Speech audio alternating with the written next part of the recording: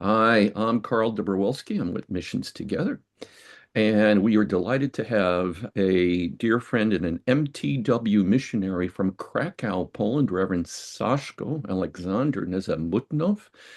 Saszko, thank you for joining us today from Krakow, Poland, the cultural capital of Central Europe, perhaps.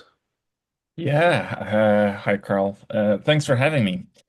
I'm not sure about Central Europe. Definitely Poland. Definitely the cultural capital of Poland. But I guess we could compete even for that status of a central of a capital for Central Europe because it is a massive culture hub with a lot of history. And how God has been kind. The providence of God is wise to have placed you right there. And I'm going to say something controversial, and you're going to unpack it a little bit later. Mhm. You are centrally positioned in an unreached nation for Christ. Yes, that sounds odd. And one might say, no, but Poland is a Christian nation, and you're going to address that, like I said, a little bit later. But first of all, tell us about yourself, brother. Sure. I'm 37. I'm married. I've been married 8 years, and my wife's name is Anya. She is originally from Krakow, but I was born in Lviv, Ukraine. So together we have one child, one daughter, and she is a year and a half. Her name is Stefania. And we recently transferred to Mission to the World, and from a different mission organization that we served for 13 years. And we've over the last 10 years, we've been planting Christ the Savior Presbyterian Church in Krakow, one of the four existing Presbyterian churches in the country of Poland, the country of 40 million people. So I always like to say, do your math. It's one Presbyterian church per 10 million people in the country. So yeah, that's what we've been busy with. That is it's extraordinary. Tell us about your calling. And you're from Ukrainian heritage, and here you are, a Ukrainian born young man the Lord called next door to Poland. Tell us the story. Um, so the part of Ukraine that I'm from used to be Poland for many, many, many centuries. It's got that it's one of those lands where history is complicated, where there's a rich mix of cultures, where for centuries the Polish, the Ukrainians, and the Jewish lived together and were inviting each other for their celebrations and religious holidays and kind of peacefully coexisted.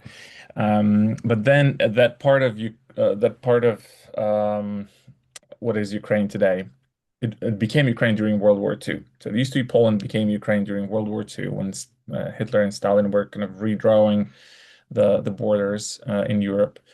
And so the Polish heritage and Polish language have kind of always been there and preserved really well.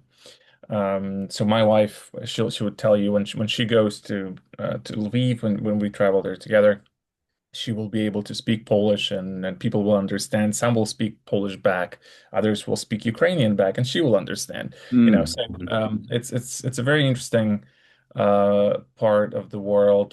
One of the best benefits that you come out with when you're born there is Hmm. that you can if you grew up there, you speak three Slavic languages. It's like a package. You can Mm. speak Polish, you can speak Ukrainian, you can speak Russian. Hmm. Um, so and yeah, I came to faith when I was 12, and it was through an ESL ministry in Lviv. Mm. ESL is an English as a second language outreach, and so I wanted to learn English, and I signed up for a course that one of the evangelical churches in the city was running as their outreach, and I came for English, but I left with the gospel and with a lot of Mm. questions. And I kept asking those local Christians that I had met there, how is your church different from my Catholic church there? Like, what are the differences? Hmm. And they didn't use anything other than the Bible, and they just kept pointing me to the Bible and kind of showing me all these different passages. Hmm. I remember Acts 17 was one of the big ones that really spoke to me as a 12-year-old, uh, Hmm. where Paul clearly talks about what worship should look like and how you are not to worship anything that was Hmm. man-made, and how that has nothing to do with the divine, and Hmm. yet that's all we were doing in back in the Catholic Church. So yeah, so God used many different passages, but that was one of the strongest probably. And when I was in Bible college, because that's what I decided to do after high school, Bible college in Lviv, I we were taking missiology course, Hmm. and our professor, who was a Canadian man, Hmm. he just got us really excited about cross-cultural missions. Hmm. And I started comparing statistics between like the situation of the evangelicals in Ukraine and then other European countries, and especially Central Eastern European countries. And at first I thought that God was calling me to former Yugoslavia, the Balkans, and uh, I had always taken interest in those countries and that culture, again because because they are Slavic nations. When you hear them, when you hear their language, you can understand most of what you're hearing.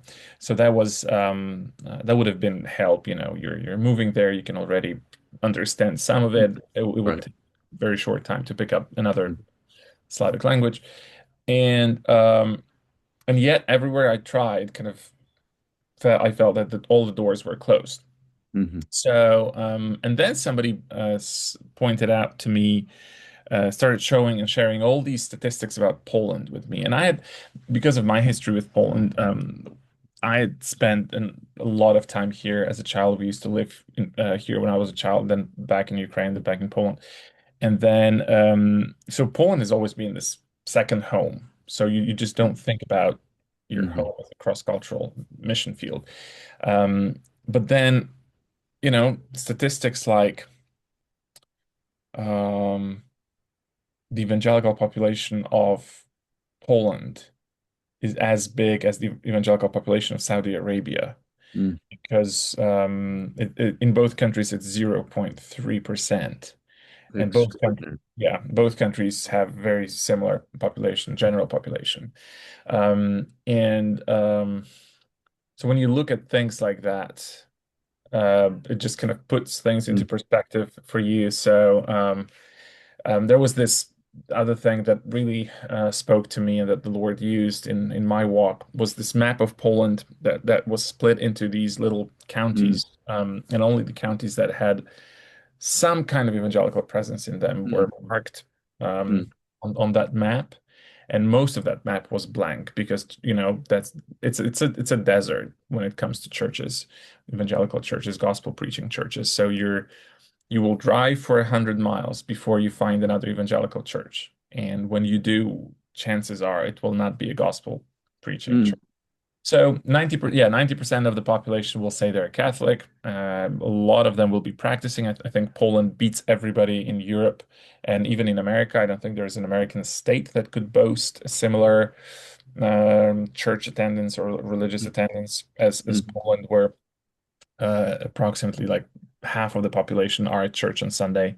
It's just Mhm. a Mhm. cultural thing to do. That's what you Right. do Right. as a Polish person. And as a Polish person, you are a Catholic. Of course, to be Polish Mhm. is to be Catholic. So, um, all of those things put together clarified the call to Mhm. me. And I think probably the clearest clarification back then would have been the fact that it took, after all those Mhm. unsuccessful emails and phone conversations and Right. attempts to actually connect with somebody in the Balkans. After Mhm. all those failed, it took one email to Mm. the previous mission organization that I worked with for things to start rolling and happening. And then I felt like God was just guiding me by the hand with all the next Good. steps. And yeah, 2 or 3 years later, I went for the initial 2 year term Mhm. um, to serve with an ESL ministry, which was also interesting. So I came to faith through an ESL ministry, and ESL is something that I've been using in my ministry to evangelize as well already here in Poland. So yeah, so that's long story short. Yeah. Well, and this is what is happening. You are so a little less than 10 years ago, you arrive working through ESL Ministries. You are a pastor of of a growing church, a young church with a Mhm. lot of potential in Krakow. You are a church planter, or at least have plans to plant churches in other parts of Poland. We want more than four Presbyterian churches in Poland. You are a leader. You're helping to denominationalize the Presbyterian Church in Poland. And one of the most exciting things you're doing is also represent the largest Protestant publishing house in Poland, and at present time are working on a significant project, which is the translation of a Reformation study Bible, the first ever Protestant study Bible to reach the Polish market. So you're doing a lot. God is really helping you and your ministry. What excites you the most of what God is doing? Paint us a picture. Again, this is an unreached nation. Depending on how you view the Roman Catholic Church, this is an unreached nation. Yeah. God is, and you're not alone in this. It's not just Sashko, others are joining you. What excites you the most of that which I just Mm. mentioned? Probably anytime I have to add names to the spreadsheet where we keep our church membership. Mm, mhm, That probably mhm, is the biggest reward. Anytime you add people that have mhm. professed faith and Sure. committed, that is on on days like that. That's when I'm reminded. Okay, this is why I do what I do. So. Um, Amen. and it comes and and every line in there in that Yeah, spreadsheet, every name in that spreadsheet yeah, is a story. yeah, Comes with with a story that and we could yeah. probably do a Zoom like this on every story that we have. Yes, I'm sure. Um, But tell us, in short, tell us a story of someone that came to faith, yeah. what their journey was, and then zoom out a little bit. Tell us the exciting news that the Mm. old Poland, as it were, where Mhm. people who were Catholic would come to a Protestant church like yours, a gospel preaching church, would actually feel so guilty that they would have to go to confession the next day, and to confess their sin that they went to a non-Catholic church. So do those two Yeah. things for us. So, something worth mentioning, and I'll start with this, and I'll work Hmm. my way Very good. backward from there. So, one of the very interesting things, Mm, and if you joined us for worship, you would have noticed, um, the church is full of young people. I'm 37, like I said, and for a while I was the oldest person in the room, mm, and some of the converts and the people that come to right. faith that we've had the privilege, to kind of disciple. Hmm. Um, Most of them are young people in their 20s and in their 30s. Right. So a lot of young professionals, Hmm. young families. The church is going through a baby boom, and Hmm. also college students and young people straight out of college. Um, and so what's happening, I think it's a reaction to where Poland's at as a society. So Hmm. for centuries and centuries, it's been a Catholic nation. For Poland has been a Christian country for Hmm. over 1,000 years now. Hmm. Hmm. So I've never been great at math, but I think it's over 1,000 years. Hmm. Um, That sounds and right. Hmm. or if it's not, it's just under. But it's roughly 1,000 years, and the Catholic Church has always been super Hmm. strong, and Hmm. it's this big monopoly. It's very Yeah. different from, say, U Ukraine, Hmm. that Poland is neighboring with in the east, and Germany that Poland is neighboring with in the west. Germany has options. You can be Protestant, you can be Catholic. It's Hmm. okay if you ask somebody in the street, or if you wanted to ask your friend or somebody you recently met. It's a question people would ask. What Yeah. church do you belong to? And people have Uh-huh. categories. Okay, these are my options. It's the Right. same in Ukraine. You can be Orthodox, you can be Catholic, you can be Right. Protestant. But in Poland, you just don't ask that question. Like everybody's Catholic, and that's what everybody has to be. And and as a result, I think what happened was when Poland disappeared from the map for over 100 years Hmm. because it was torn between the three empires, and then communism came. Hmm. One of the great things that the Catholic Church did was it helped to preserve Polishness and that Polish Hmm. identity. So in the Hmm. eyes of a lot of people, and especially older generation here, the Catholic Church is this big hero that that saved the nation, saved the language, saved the heritage, the cultural heritage, and all of that. So, if it weren't for John Paul II, Polish Hmm. Pope, we probably would have still be, well, we wouldn't be able to topple Hmm. down communism. So things like that. But then the younger generation comes, probably people my age, maybe slightly older, slightly younger. They didn't live through those communist days. Right. They don't remember. They don't view the Catholic Church as this great hero. Hmm. Instead, they view the Catholic Church as this great joy killer who Hmm. wants to who only wants to prohibit things, Yeah. because it's the Catholic Church that says, you no, you shouldn't be having abortions, no, you shouldn't be having homosexual marriages, but it is where the country's at. We are not anywhere near to legalizing homosexual marriages. Poland is Hmm. the only state in Europe that is making abortion laws more strict rather than more liberal. So there are Good. kind of benefits Good. of living under that Catholic Hmm. umbrella.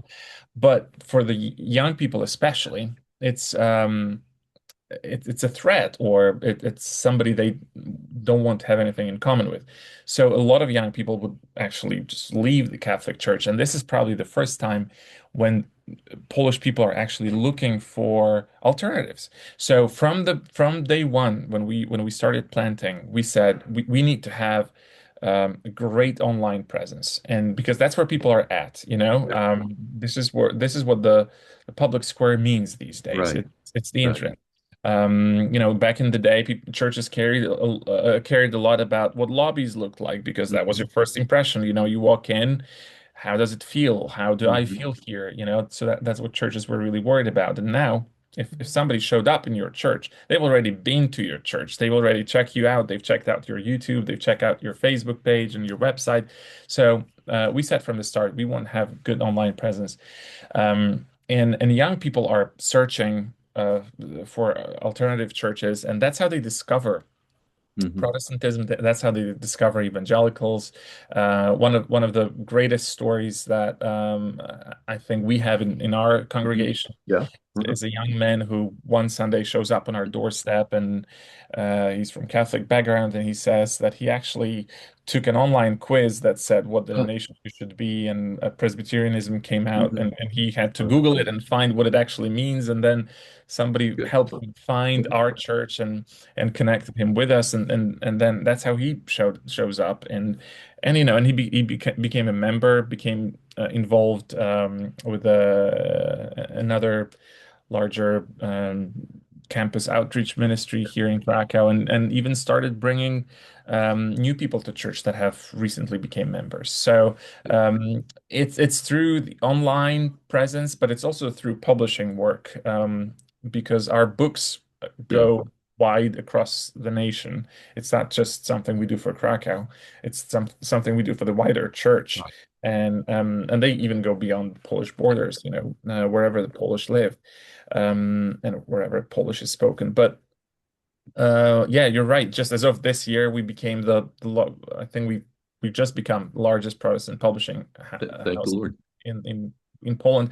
And Yeah. it was started 8 years ago out of frustration because we had very little resources that we could give people that we were Right. trying to disciple and that we were trying to reach. And just one thing led to another. We have over 100 titles in our catalog. We're working on another 25 probably or 30. And the largest project that we've been working on is what's going to be the very first Polish study Bible, Pro Protestant study Bible. It's going to be Reformation study Bible. So it's been translated now. Yeah. All the notes and comments at the bottom, the commentaries at the bottom have been translated, and it will be paired with an existing um, translation at the top. And we're probably still a good couple years away from actually printing it, but the the major task has been already accomplished. It's been translated. That's absolutely extraordinary. Uh, and we should take courage. I mean, all you did was in 2018-ish, you were just frustrated. You took a step of faith, and here you are over 100 titles later and translating the Word of God because God knows that there is going to be a desire and more people coming into His kingdom that need the fuel that comes from Scripture and from godly books. What I sense and have seen is that there is huge potential. It is booming what is happening. It's a slow process. Reformation is coming back to Poland, as you've mentioned, one soul at a time. There is huge opportunity, including the fact, going back to Poland, to Krakow being the cultural center, at least of Poland, you've got over 200,000 students in the city of 1 million. Talk about that opportunity for ministry.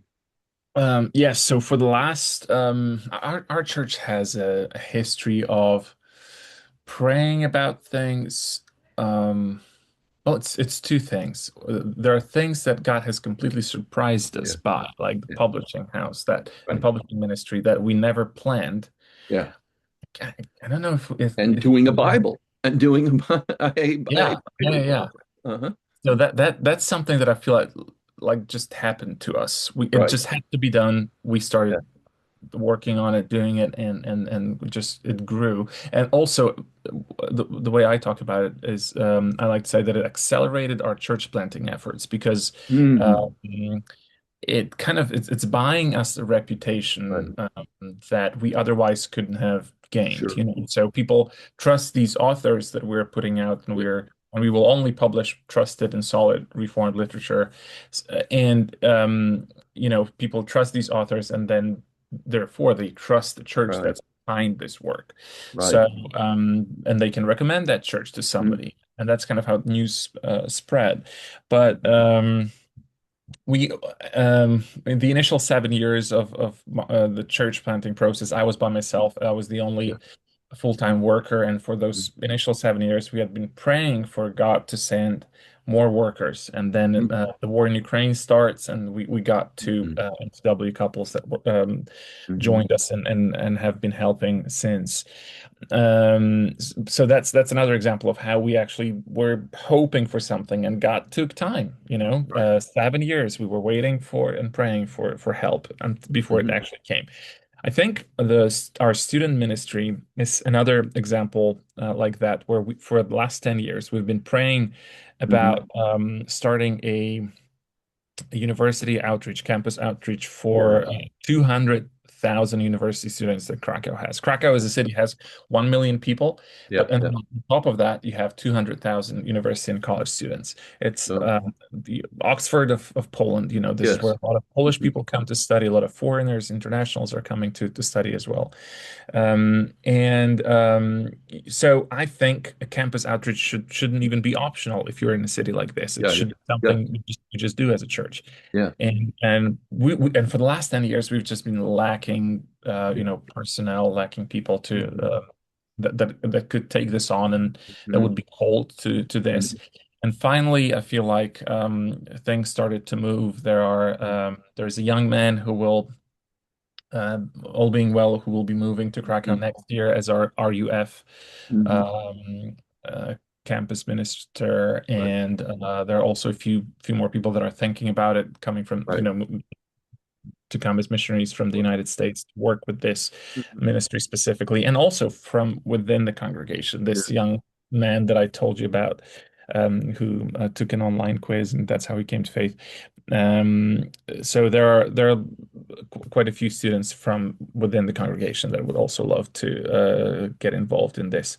And you're right, this is exactly how Reformation is kind of slowly coming back to Krakow, because when Reformation first began in the 16th Right. century, it traveled really quickly and well to Uh-huh. Poland because it Uh, was so close. The ideas traveled, the yeah. printing press was invented, so the books, carried further, and it was actually university students back then that were kind of driving Uh, the Reformation, and kind of, they were able to read. Not everybody could read, and they yeah. they, they got hold of these Yeah. books of prominent reformers, and they Uh-huh. started reading the Bible. So they started thinking for themselves, and actually started promoting Reformation, and there are so many traces. Yeah. Right now we may be only four Presbyterian churches in the country, but back then, just our southern part of Poland had 200,000, had 200 congregations that were reformed. And it was all undone by the Jesuits and by Mm. Counter-Reformation. But there are all these traces. So even our publishing house, I'll show you an example. Our publishing house is called MW because we discovered that in the 16th century, um, there was one of the elders in the Reformed Church here, the Reformed Church that no longer exists. But one of the elders bought a printing press, Mm. and Mhm. he started doing three things. He was writing his own books. He was translating books from Latin into Polish in Mhm. Christian books, and then he was also publishing local prominent Mhm. reformers. And he had this printing seal. Mhm.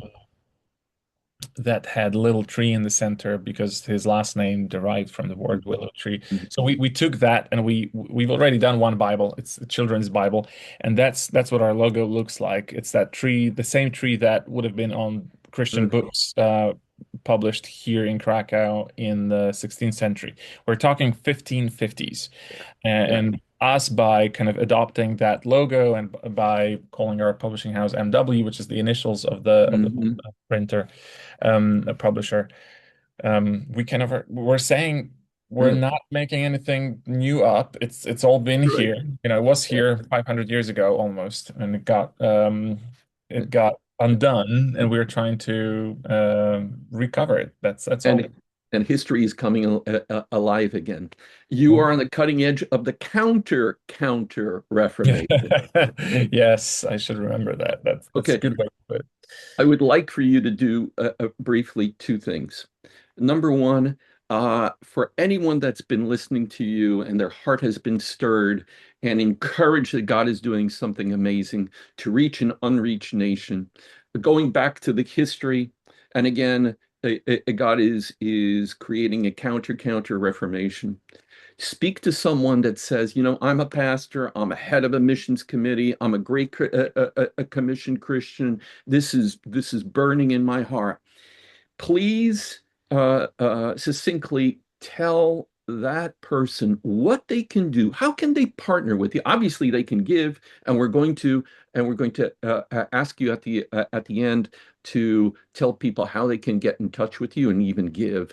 But how could they get involved? How can they come and help you and tell them how it will their church, their ministry change by being involved with what God is doing tangibly in Poland? Yeah, I think when it comes to missions, I really can't think of anything else other than the three. My British friends like to talk about three P's you can do when it comes to missions. It only works Hmm. in the British context because Uh-huh. they say it's people, prayer, and pounds. and Mm. money. Okay. So Yeah. you've already talked about giving, which is yeah always something you can do and you'd be welcome to do because there Right. we have more ideas and ambitions that we probably have the funds for. So you could always enable us to produce yet another book or start yet another ministry and reach yet another group of people, yet another student. But also, when it comes to prayer, we would love to be prayed for. And Mm. I have resources that I could also send that kind of talk a little bit more Hmm. about the work here and what the Lord has been doing and Yeah. why things are the way they are and how we got here. It's really exciting work that we're doing. It's not just church planting; it's also denomination planting, and I think like it's a unique type Yeah. of ministry that you can be involved with, and we invite people to get involved with us in that way, and also a visit or sending people whether it's long term or short term is always an option. I keep this long list of Mm-hmm. ideas Hmm. that we could do if you came, if you were your Hmm. church group or Right. your Sunday school class, or Hmm. if you wanted to come, a small group or larger group, we have options. There are things you could do even without the Polish language. Anybody here who's 40 years old or younger will Hmm. usually speak English, so that's helpful, and and I think it's just having a connection like this when we know that somebody cares and somebody prays for us.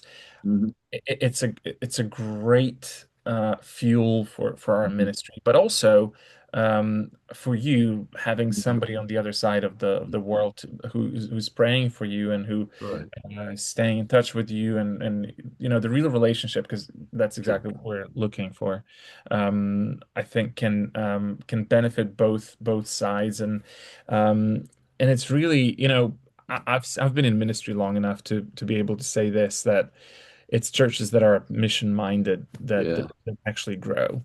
That's right. Because if That's right. you're either focused on Great Commission, making Hmm. disciples and going outwards, Right. and then you start maybe prioritizing things differently, or you are just so focused on yourself, then you fight the fights that maybe don't even need to be um, That's fought. But yeah, and I think it's a good church growth accelerator if you have somebody on the other side of the world. Anytime I come to America and I get to worship with and any church that I worship hmm. in America is larger than Hmm. my congregation, so it's always exciting and always encouraging. But for me to see that um, is an extreme encouragement because I realize that okay, God's kingdom is Yeah. bigger. Right. The church is so much bigger than what Sure. I'm used to or that what I'm imagining. Hmm. So I just wonder if people from that kind of Hmm. context were to Hmm. come and see for themselves, Hmm. Hmm. maybe not exactly the opposite, but Right. a different side of Right. things. I just wonder, would that maybe broaden your horizons the same way that Right. mine do when I travel uh, Right. Sure. and see and visit larger churches. Yeah. And that would be a benefit, like you say, to broaden the horizons, to give ideas, to be Mhm. put to work, as it were, Mhm. interacting with students, interacting simply because someone is an American gives them an edge on authority. And people will want to listen and to open their hearts and and as well as their minds to them. And who wouldn't want to come to Krakow, Poland, where Yeah. you have the best food in the world? And of course, I'm biased because I'm Polish. But Sashko, I would love for you to do the following. One, tell us right now how to get in contact with you, and we'll provide a link as someone might want to give. It's people. You can give of yourself, of your team. You can pray. Please pray for Sashko. And let's offer that final P as provision. Provision by means of donation.